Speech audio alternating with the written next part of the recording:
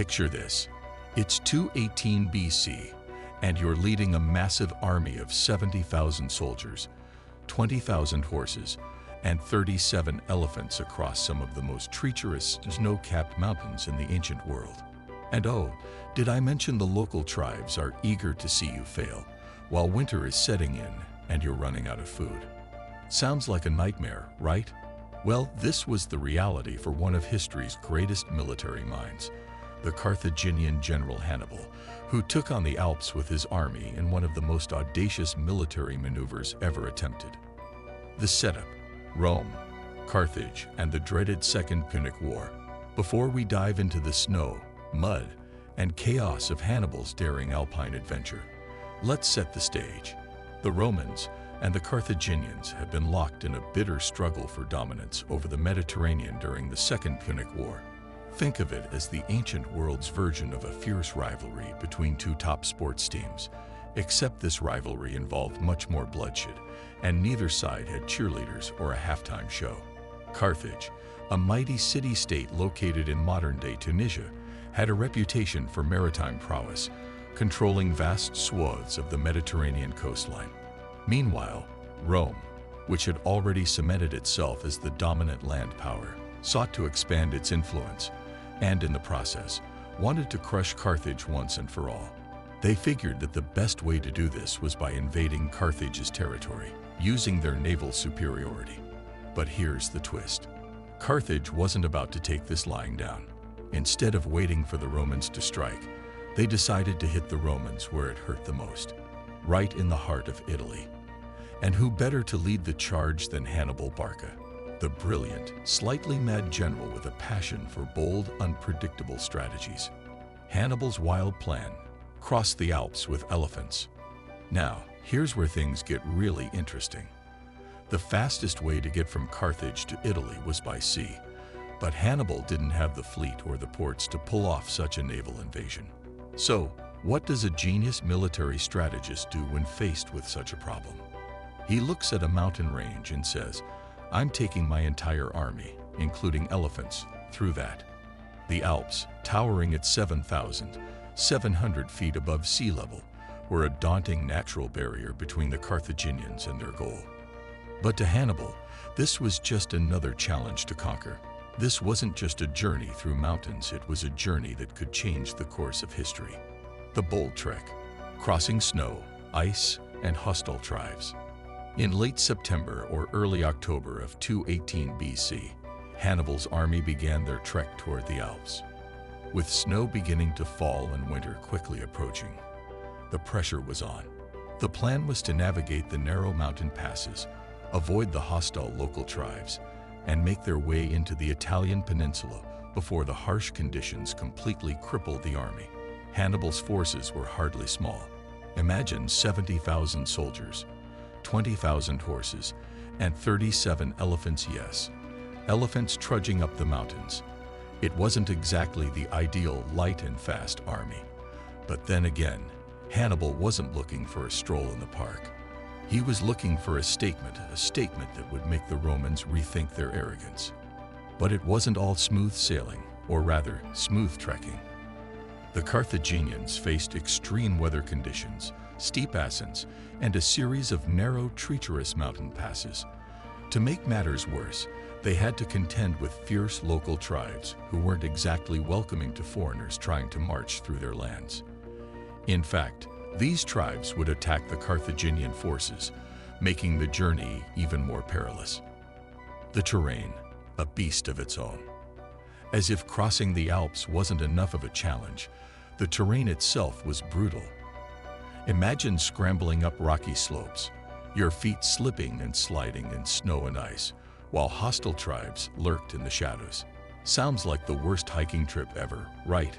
Hannibal's soldiers were equipped with sandals, no, not the kind you wear to the beach. These were tough, military-grade sandals. They also may have fashioned something akin to modern-day crampons, adding a little extra grip to their icy climb. But still, this wasn't a hike through the Swiss Alps with a nice cup of hot cocoa waiting for you at the top. This was a fight for survival. The first few days of the trek were rough, to say the least. The Carthaginian army battled through blizzards and freezing temperatures, with some soldiers beginning to lose hope. But Hannibal, ever the charismatic leader, rallied his troops. According to the Roman historian Livy, he encouraged his men to push on by showing them a glimpse of Italy in the distance. "All will be easy from here on," he promised, though we're not sure how much the soldiers bought into that sentiment. A struggle for survival. The battle with the tribes. Unfortunately, the Alps weren't just a natural obstacle. The local tribes were just as deadly. These mountain people saw the Carthaginians as invaders and weren't shy about launching attacks on the army. As the Carthaginian forces struggled with the terrain, the tribes took advantage of their vulnerability. In the Roman historian Polybius' account, we hear of one particularly brutal encounter. As the Carthaginian column wound its way through a narrow rocky pass, the local tribes attacked, sending waves of warriors to assault the column. The Carthaginians fought back fiercely, suffering casualties, but eventually drove the tribes away. They even managed to capture a nearby town, which provided them with much-needed supplies. Despite this success, the tribes weren't ready to give up just yet. They struck again, catching the Carthaginians off guard. More blood was spilled, but the Carthaginian army pressed on.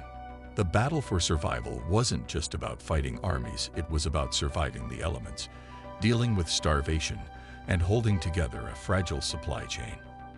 The elephants, mammoth strength, and a touch of myth. Ah, yes, the elephants. While the soldiers struggled with the terrain and the weather, these massive creatures were facing their own set of challenges. Imagine trying to march an elephant through snow and ice, where the terrain isn't exactly suited for giant pachyderms. Yet, Hannibal's elephants proved to be valuable assets, not just in battle, but also in intimidating the local tribes. According to Polybius, the mere sight of the elephants sent the tribes fleeing. Of course, the journey wasn't without tragedy. As the Carthaginian column made its way down the mountains, many of the elephants perished. The terrain and the brutal weather took their toll, and some were even pushed off cliffs due to the narrowness of the path. But those that survived continued to add an aura of mystique and strength to Hannibal's already legendary army. The descent. It's all downhill, except it's not.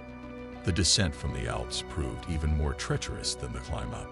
The soldiers, exhausted from days of climbing, now had to face the steep, icy descent, which turned into a chaotic, slippery mess. Polybius describes the scene as one of indescribable confusion, with soldiers, animals, and elephants tumbling down the slopes. At this point, survival was the only goal. Despite the chaos, Hannibal's army managed to reach the Po Valley in Italy, where the climate was warmer and more hospitable. They had made it through the Alps. The Romans, who had thought their mountain barrier would be an insurmountable obstacle, were left reeling at the audacity and success of the Carthaginian general. The aftermath. A legend is born. Though the journey through the Alps was an incredible feat, it wasn't the end of Hannibal's campaign. He spent several years wreaking havoc in Italy, defeating the Romans in battle after battle, most famously at the Battle of Cannae, where he destroyed a massive Roman force. However, despite his victories, Hannibal never had the resources or the reinforcements he needed to march on Rome itself. Ultimately, Hannibal's downfall came not from his strategic brilliance, but from Carthage's inability to support him properly. Despite his stunning success, he was eventually recalled to Carthage, where he was defeated by the Romans at the Battle of Zama in 202 BC. Still, the legend of his crossing of the Alps and the audacity of his entire campaign remains one of the greatest military achievements in history. And there you have it. Hannibal's daring, elephant-filled adventure through the Alps, one of the most audacious military feats in history. So, the next time you think your commute is tough, just remember, Hannibal faced snow, ice, and angry tribes, and he still made it to Italy with elephants in tow. If you enjoyed this wild ride through history, don't forget to like and subscribe.